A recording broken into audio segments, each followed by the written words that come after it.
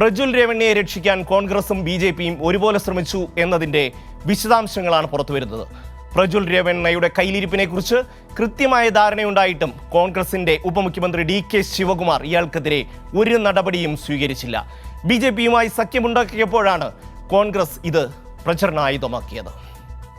അശ്ലീല വീഡിയോ കേസിൽ Karnataka JDS MPയും NDA സ്ഥാനാർത്ഥിയുമായ Prajwal രേവണ്ണയ്ക്ക് 24 മണിക്കൂറിനകം അന്വേഷണ സംഘത്തിന് മുന്നിൽ ഹാജരാകണമെന്ന് കാണിച്ച് സമൻസ് അയച്ചു. കേസ് അന്വേഷിക്കുന്ന പ്രത്യേക അന്വേഷണ സംഘമാണ് നോട്ടീസ് അയച്ചത്. പീഡനത്തിനിരയായ 5 സ്ത്രീകൾ കർണാടക പോലീസിന്റെ പ്രത്യേക അന്വേഷണ സംഘത്തിന് മൊഴി നൽകിയിട്ടുണ്ട്. അശ്ലീല വീഡിയോകൾ ഫോറൻസിക് പരിശോധനയ്ക്ക് കൈമാറിയിട്ടുണ്ട്.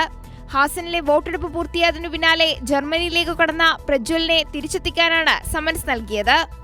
അന്വേഷണ റിപ്പോർട്ടിന്റെ അടിസ്ഥാനത്തിൽ തുടർ നടപടി സ്വീകരിക്കുമെന്നും കുറ്റക്കാരനെന്ന് തെളിഞ്ഞാൽ പാർട്ടിയിൽ നിന്ന് പുറത്താക്കുമെന്നും ദൾ സംസ്ഥാന അധ്യക്ഷൻ കുമാരസ്വാമി വ്യക്തമാക്കിയിട്ടുണ്ട്. പ്രജ്വൽ രേവണ്ണ ഷൂട്ട് ചെയ്തതെന്ന് കരുതുന്ന 1976 അശ്ലീല വീഡിയോകളാണ് കർണാടകയിൽ പ്രചരിക്കുന്നത്. ചെറിയ കുട്ടികൾ മുതൽ 65 വയസ്സ് പ്രായമുള്ള സ്ത്രീകളുടെ ദൃശ്യങ്ങളാണ് പ്രചരിക്കുന്നത്. National desk Kairali news.